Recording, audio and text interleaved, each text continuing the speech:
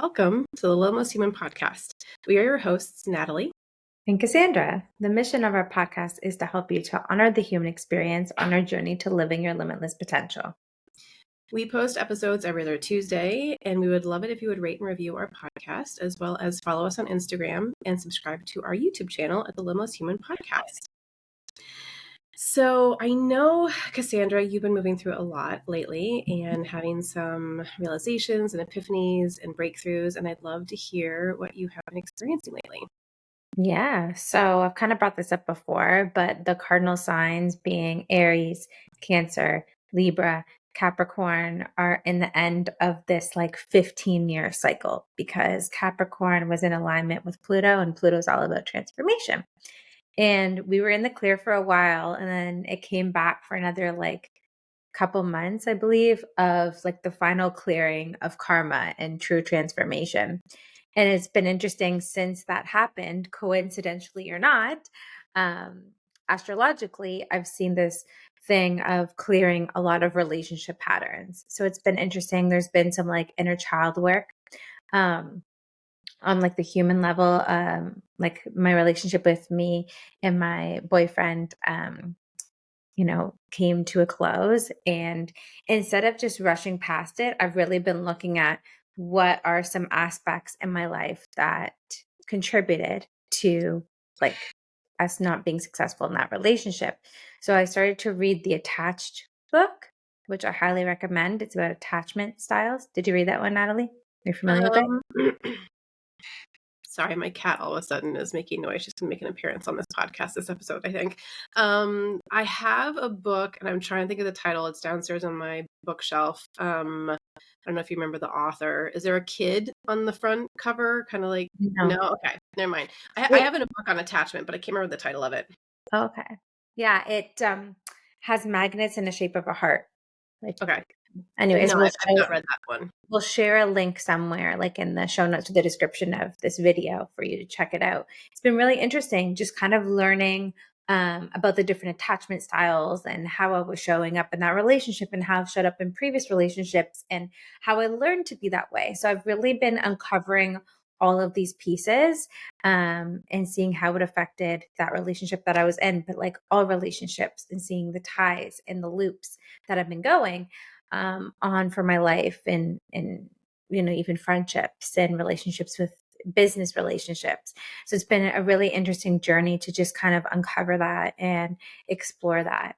And I had an interesting kind of Rockstar day with my coach, and it really started to unpack all these different pieces, including about expectations and projections of expectations, and being attached to the outcome and trust. So it's been this interesting journey of all these pieces been kind of formulating together, and it's kind of an image that I'm seeing to kind of explain it is a puzzle of I chose soulfully to take the puzzle off of the bookshelf and dumped out all these pieces, and now all these pieces are intertwining together to see all of these patterns and how it's contributed to the relationships in my life. So it's been something really interesting to unpack, and I ended up deciding that I was going to get a therapist. I've worked with so many coaches, taken an endless amount of schooling courses formally and then outside of it, but I've never really had a therapist before. And I ended up finding this platform, this not sponsored or anything for people listening, but Ally Therapy, which is a really affordable and accessible way. It's all virtual. It's available to Canadians and to Americans for you to be matched up with a therapist. So I had my first call with her, and it was really interesting. And I felt the, divine nature of why we were brought together to unpack these things. So that's the long story short of it all the past couple weeks. Well, I love that you are taking care of yourself, finding ways that work for you to take care of yourself and to continue down the path. And, because connecting to therapy it's different than coaching, it's different than mentorship. And also too, it's the recognition of who would be a good match for the things that I'm going through and the kind of support that I'm looking for. So I love that you've done that for yourself. I'm curious when, if you feel, Mhm. want to share anything like related to attachment that you're noticing, or even like related to expectations too, Mhm. that you're noticing that you're either like have been in the process of healing or Mhm. are having a awareness of that you want to work on. Yeah, I've been anxious in a lot of my previous relationships, and I feel like the pendulum has swung with this last romantic relationship that I was in, and the way that I've been showing up in relationships recently of being more avoidant. I think I've also went through a lot this year when it comes to that whole security breach of that intruder on the property. And I feel like I started to realize when I started to be avoidant, I think putting up those walls was also a coping mechanism with that came into um, the relationship. So in relationships in my life, just being a little bit more guarded and more cautious and more putting up walls as a protection. So I think that was really interesting having that aha and putting these pieces together, and it's all ever unfolding. This is kind of happening um, real time, but I felt called to share because I feel like so many of us in our relationships, whether it's romantic relationships, friendships, or even in business, that we have these styles, we have these patterns. We have that puzzle sitting on our bookshelf for our like soul's work and soul's growth. um, it's just making that conscious decision to give ourselves the space to explore it further. Yeah. It's interesting when you were talking about avoidance, is that something that I've been having awareness around that and I'm not quite fully ready to talk about it in Mhm. full, only because I am still processing. I'm still, delving into my own experience of it. So there'll be more to come, like in talking about it. But at least starting the conversation around this illusion that we've created of safety and or what we believe safety to be. Mhm. And I was watching a movie that just came out on Netflix. It's called Lonely Planet, and it has Laura Dern and Liam Hemsworth in it. Yep. Um, and it's towards the end of the movie. I don't want to give too much away, but basically, what I've been starting to kind of have this awareness of in watching in this one scene where she kind of talks about things is where we fear can convince us of what safety is and what safety is not, and the ways in which we perceive danger. And that what I'm starting to recognize is how me personally, look at safety and danger and then choose to run away from danger when really I'm running away from safety. Mm. And what I mean by this is, like, for example, I had this epiphany Friday. Yeah, Friday. Um, or recently the last couple of days that I am using my job as a way to hide. And when I think about branching off on my own, when I think about my business, and I think about, whether or not that's even private practice or that is just being in my business 100% of the time and not being working for somebody else, is that it seems to me that being in my business is too scary. Right, or I'm not ready. It would be too much for my nervous system just to quit my job and then be in my business without, having a foundation. That's leaping off the edge, without a parachute. And at least that's what my mind convinces me that it looks like. And so I stay in my job because there's comfort, right? I'm avoiding the edge of the cliff when actually I'm avoiding my business. Like I'm avoiding what really lights me up. I'm avoiding what really would be safe for me. Like the illusion of safety, how we perceive my business is on the other side of the cliff. Like, really? Like, when you think about, when you talk about this puzzle, right? This soul puzzle. And, we've all come into this life with dreams, with desires, with things that we want to experience. And yet we're scared of going after them.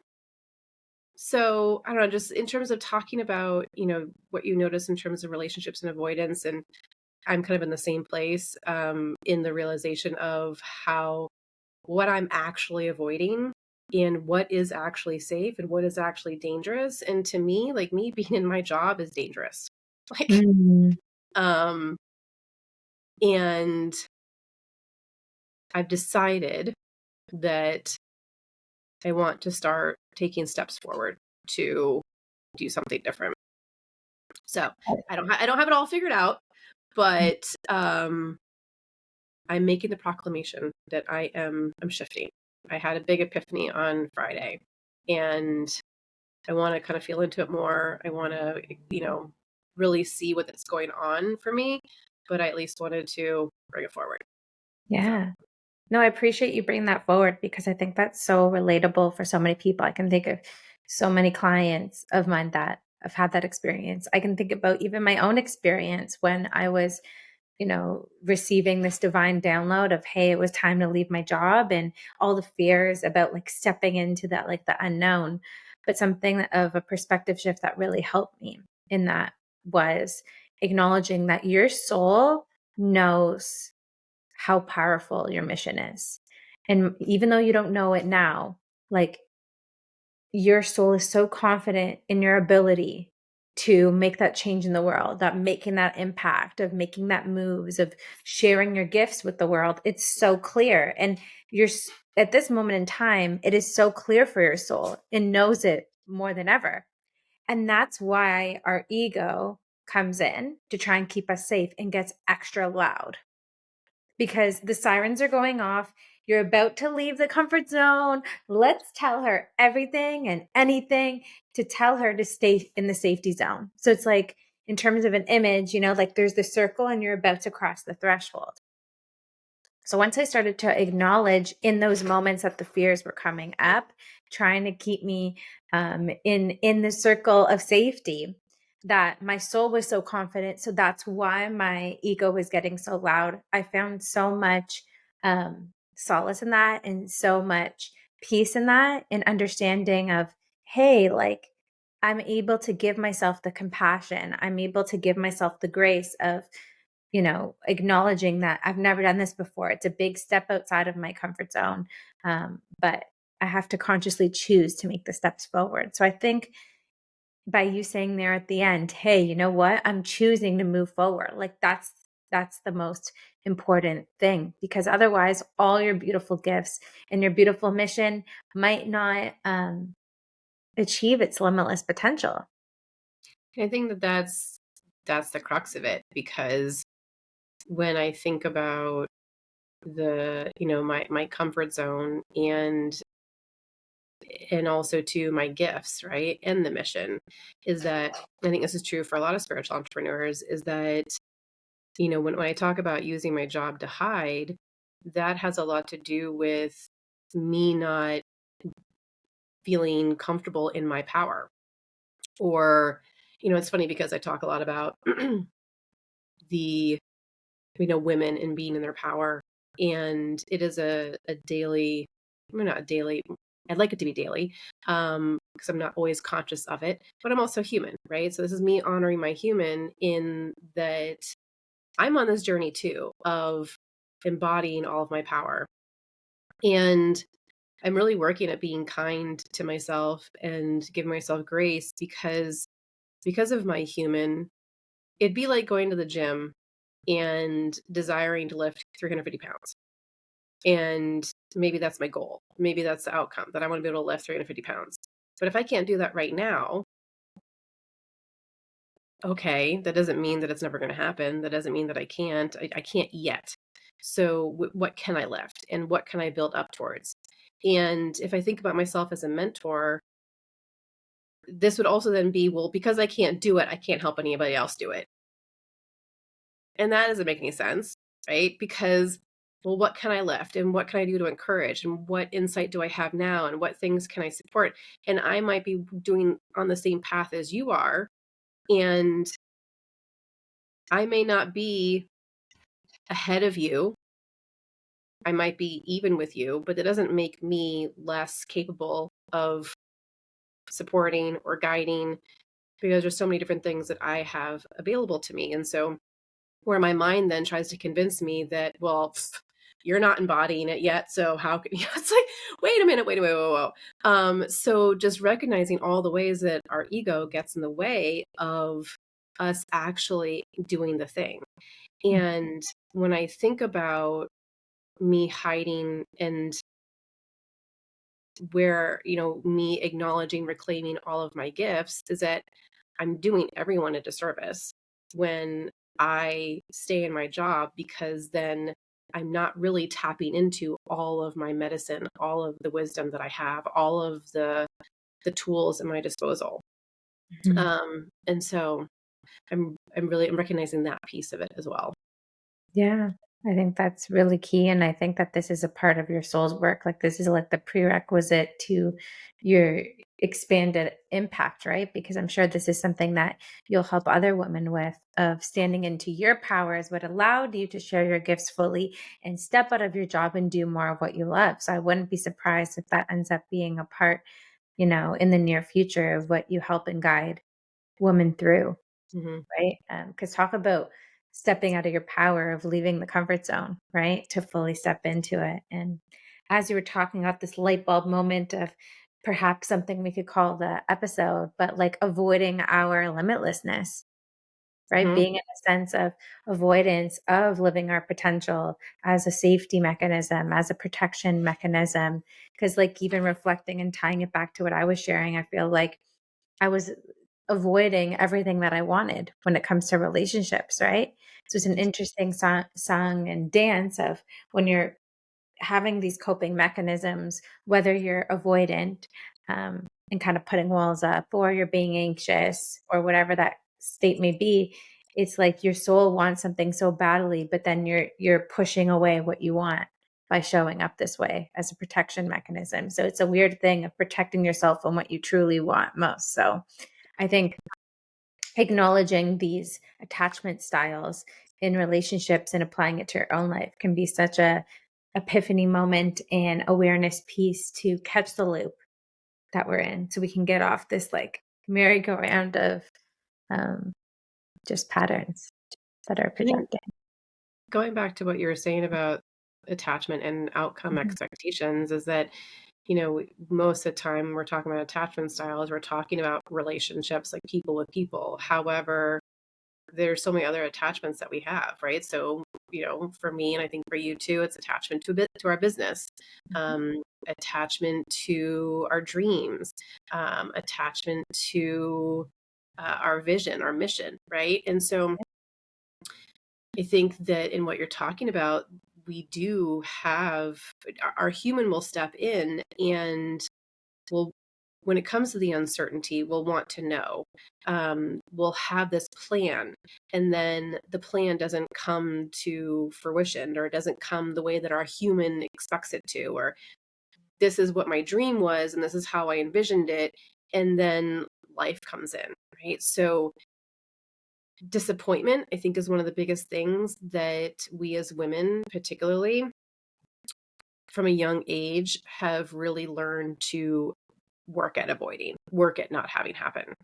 And so when our attachment styles are, anxious or avoidant, when we're not secure, we end up in a place of avoiding disappointment Mhm. because there's a belief that shows up within our human that if we don't have certain feelings, we don't have certain outcomes, we don't have certain things that happen along the way that feel just right, then all is lost and it's quote unquote bad.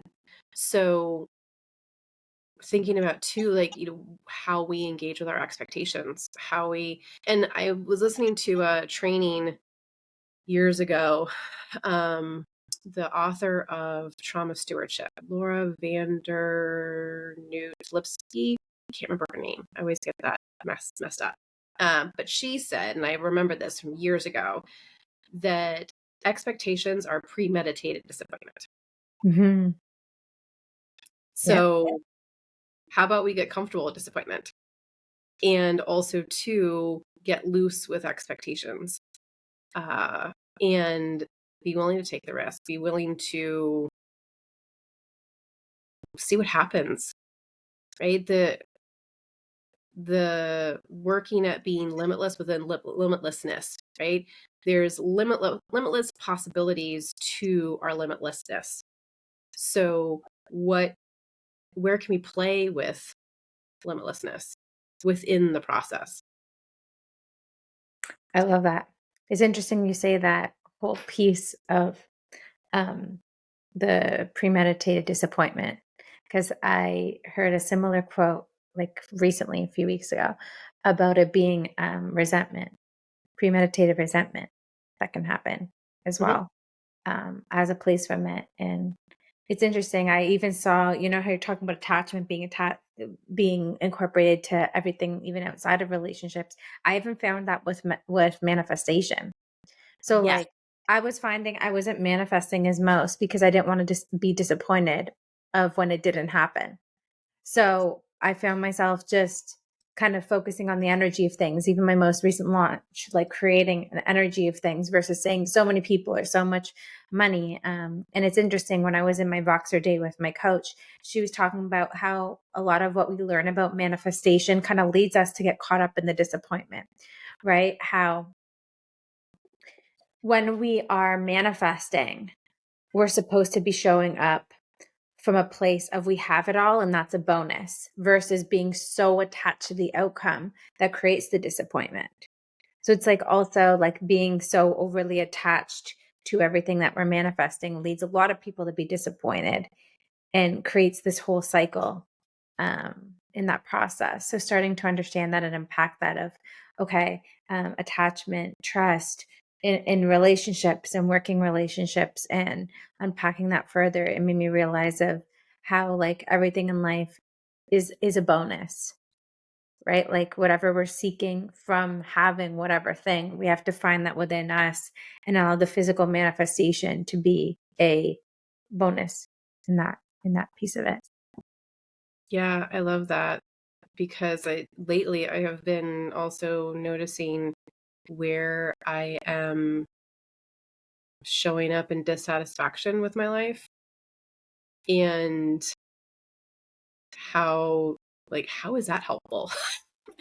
When because if I sit here and I look around, you know, I think capitalism has had a huge piece of this around material and having things and our attachment to money, and our attachment to things. So I look around at what I've created, and this is something that my past self dreamed about. Maybe it doesn't look exactly as I envisioned it, but that obviously never happens. And yet here I am sitting in a home that I have purchased, and I have beautiful artwork. I have beautiful plants that I tend to. I have so many crystals. I have this beautiful candle that I love that I'm burning right now. I'm talking to a very close friend of mine, right, that I manifested, co-created. And so it's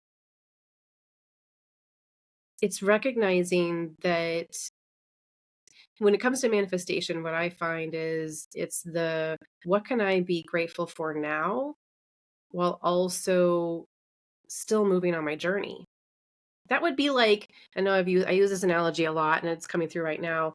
Talked about it last episode, walking, hiking, right? Having a backpack on. That would be like me complaining about what's in my backpack while I carry it.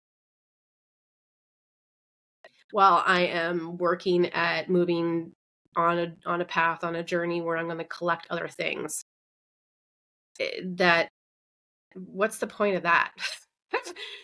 It's true. I'm just gonna be miserable the entire time. If I am like, I'm not happy with what I have, I'm not happy with what I have, it's like, well, then why do I have it?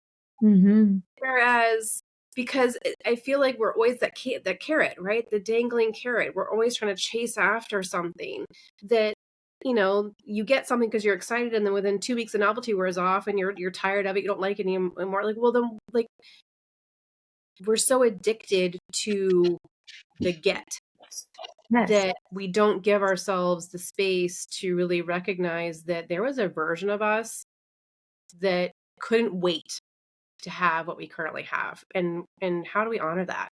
it's true. I love that you bring this up. And I think for a lot of us that are especially so spiritual and intuitive, like I can see like the highest timeline. I visualize the life that I want, the vision boarding and all of that, right? And I was realizing lately that I was kind of beating myself up. Oh, I've been in business for so long. Why aren't I are there yet? And kind of being in that comparison to people on social media and having those expectations. I thought I would be by a certain place when I'm 30 and yada, yada, yada, right? Like all of that. And I think it's also interesting too of just like surrendering to the now and being in the appreciation for the now and um, acknowledging like that's all a part of the process of being limitless and having that potential achieved is really anchoring into the limitless energy now instead of the discontentment. Because if we're in this state of discontentment and we're not there yet and overly like suffocating our limitlessness, that's not helping us be in that energy. That's taking us further away from it.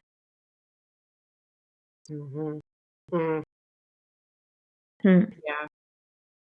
And as you're talking, I'm also recognizing, like, what's coming up for me is that I, one thing that I've recognized about myself in the past, I think still happens for people, and I'm getting better at catching it and getting better at really slowing down to look at what's true versus what my mind wants to convince me of, is that um, there's a year-long container that I'm in right now, and it's coming up to an end. I have one more month and then my year is done, and I have the option of doing another year or not. And so it was a couple of months where I was kind of feeling into, do I want to continue? Do I not? And this was a container that for years I was wanting to be in, yet I was telling myself I couldn't afford it. Not yet, not yet, but one day I'll do it. And so last year I was like, yes, I can do it. And I was so excited.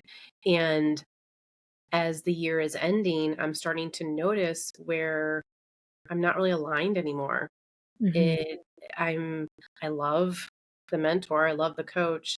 And also too, I'm noticing where need something different. And part of me would like an old version would feel as though, well, maybe this was a waste because what have I gotten out of it? What's changed? I don't feel like I've changed. I don't think anything's changed, right? Because we get so fixated on the big things, the big shifts, that we lose sight of the small little things that happen.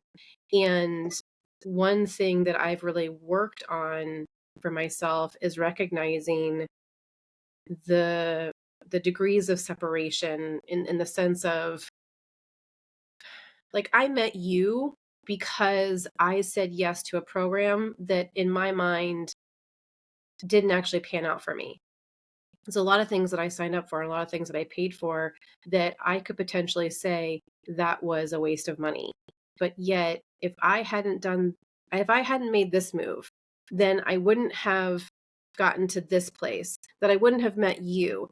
And I wouldn't have met the coach that I have now if I hadn't met you through this person, through this person, this. It's like the 6 degrees separation of Kevin Bacon, right? Like Hmm. it's, we oftentimes think that 1 + 1 = 2, and that everything everything has to match up. And so we have a harder time kind of pulling ourselves out of being in the forest and looking over and being like, oh, I couldn't have gotten to this place if I hadn't done these things. Mm-hmm. So I recognize that I have changed in so many little ways that if I like, not that there's no way of knowing what could have been if I had done something different. Yeah. So it's more so the place of I chose this thing because it felt aligned to my soul, and my soul has the bigger vision and knew what needed to happen. And though my ego wants to have all the answers and know what it's going to be like, it's me being willing to say, I chose this thing, and where can I see the growth? Where can I acknowledge and allow myself to see and to recognize that I'm in a place now where I have more wisdom, I have more clarity, I've reclaimed more of my power. I'm not the same person I was a year ago. And though I might look the same, I don't feel the same. Mm-hmm. And that's something that I think that I notice with a lot of people that we struggle with, Yes. because the feeling doesn't feel important. Well, it's just a feeling, but that's everything, because that is our soul. Mm-hmm. So yeah. I love that. It's something that was coming up while you were saying that, is like the micro and then the macro. So like, unless we're at the end, like unless we look back and reflect on the wins, like you were saying, and all those like little shifts and feelings, that's the macro of looking back at the past and seeing the holistic picture that got you to where you are now.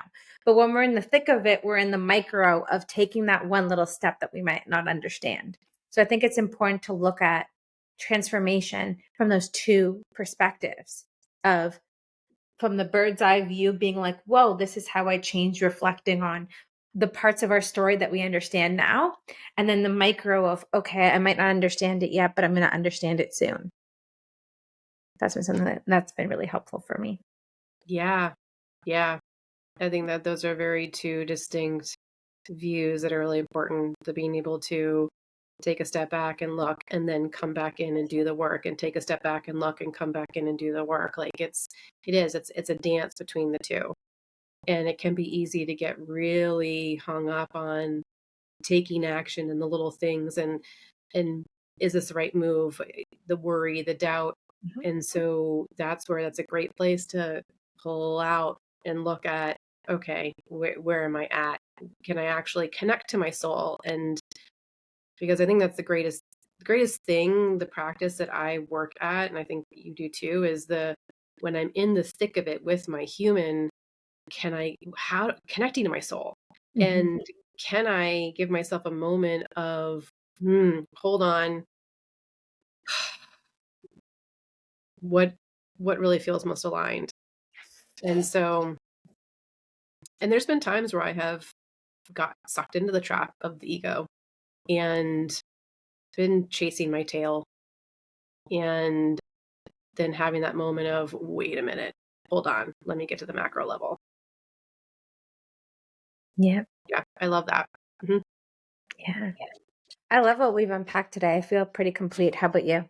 I did too. Yeah. More to come. Yes. Yes.